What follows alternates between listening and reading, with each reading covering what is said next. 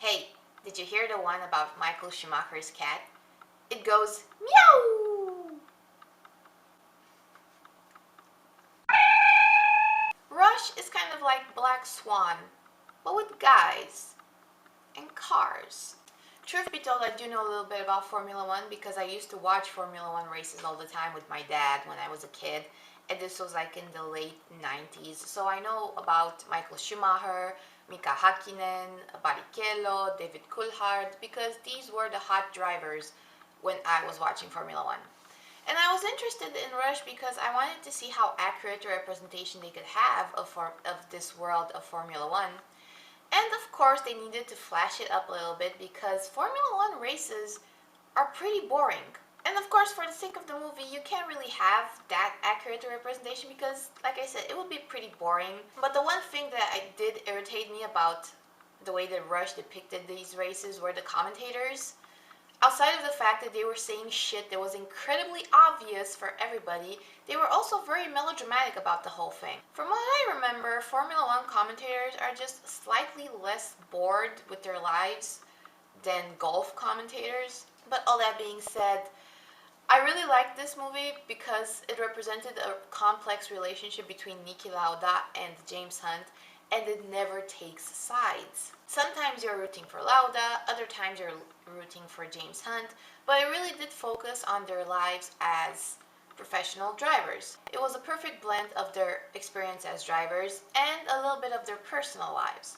But when it comes to their personal lives, it never really gets melodramatic because it shows you just enough for you to understand that these guys, they had flaws, they were flawed individuals, and a lot of their frustrations from the racetrack factored into their personal lives and vice versa.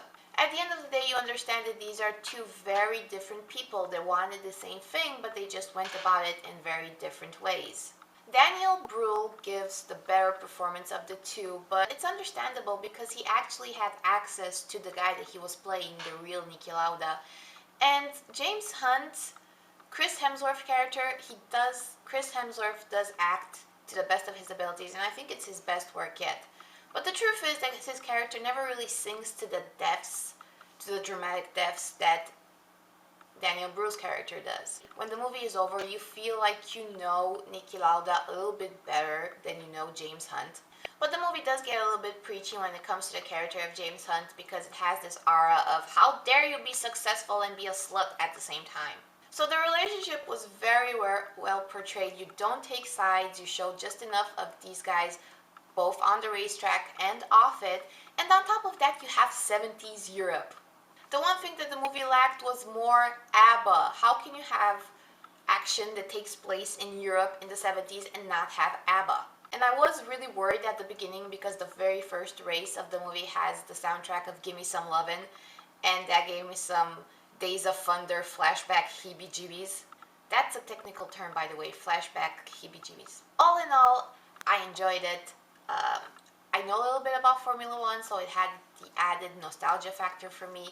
I like the relationship between Daniel Bruhl and Chris Hemsworth's characters as it comes out. But if you don't like Formula One, or if you find it boring, then this movie is not going to change your mind. And while the relationship itself is interesting, it can only go so far because the movie never really delves into the psyche of these characters. It just shows you a certain period of their time, a certain period of their lives, a certain connection that they had. But at the end of it, you kind of feel glad for Niki Lauda and a little bit sad for James Hunt.